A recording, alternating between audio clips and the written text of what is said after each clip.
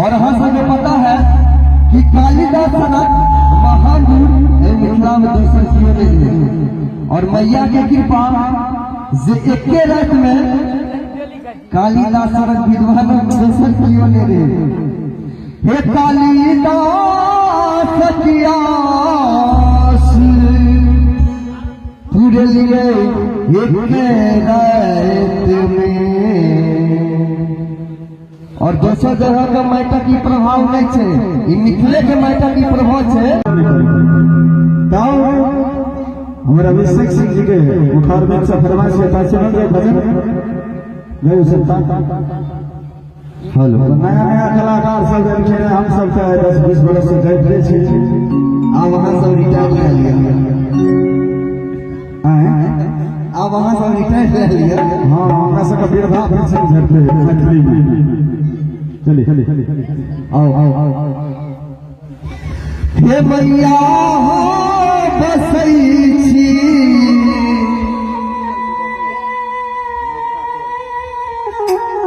हे मैया बसई छी हे नवका टोलक माट में कि पुण्य हो उछेट में ना प्रेम से बोलो मां शारदे भवानी की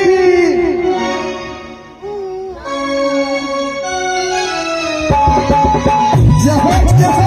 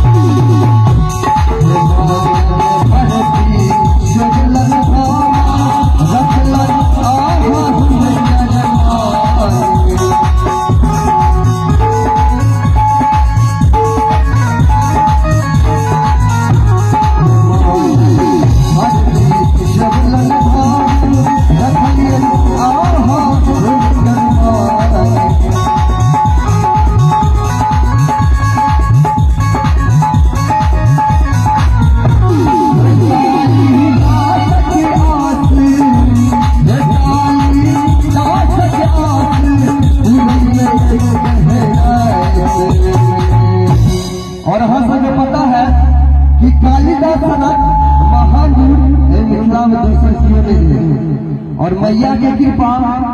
जे एके रात में कालिदास विद्वान दोसर कियो ने रे हे कालिदास कियास पूरे लिए एके रात में। और दोसर जगह के माटा की प्रभाव नहीं छे, ई मिथिले के माटा की प्रभाव छे कि कालिदास कियास पूरे लिए एके रात में। और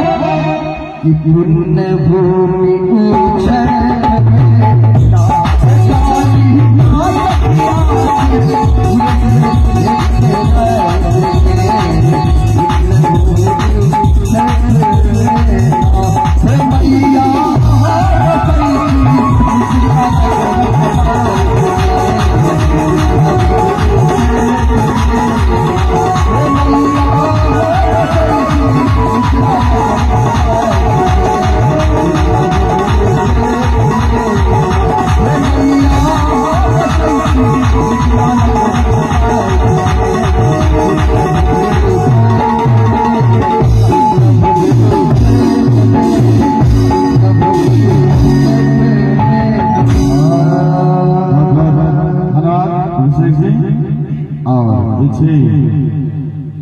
मैया के दरबार में चढ़ावा के निहा